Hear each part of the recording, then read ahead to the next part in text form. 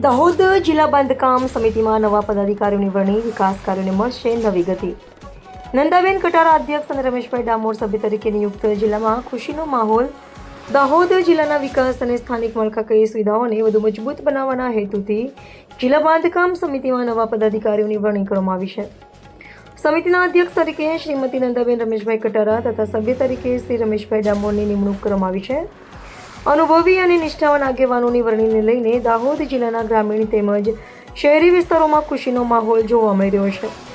સ્થાનિક આગેવાનો અને નાગરિકોનું માનવું છે કે તેમના સક્ષમ નેતૃત્વ હેઠળ જિલ્લામાં રસ્તાઓ, સરકારી મકાનો તેમજ અન્ય પાયાની માળખાકીય સુવિધાઓના વિકાસ કાર્યોને વધુ વેગ મળશે. સ્થાનિક નાગરિકોએ બંને પદાધિકારીઓને નવી જવાબદારી બદલ શુભેચ્છાઓ પાઠવી વિશ્વાસ વ્યક્ત કર્યો છે કે તેમના કાર્યકાળમાં દાહોદ જિલ્લો વિકાસના નવા આયામો સર કરશે. Bureau chief Jignesh Prajapati, Fatepura. આજ રોજ દાહોદ જિલ્લાના સમિતિની બેઠક રાખવામાં આવી હતી. તેમાં મને બાંધકામ સમિતિના ચેરમેન તરીકે વરણી કરવામાં આવી છે.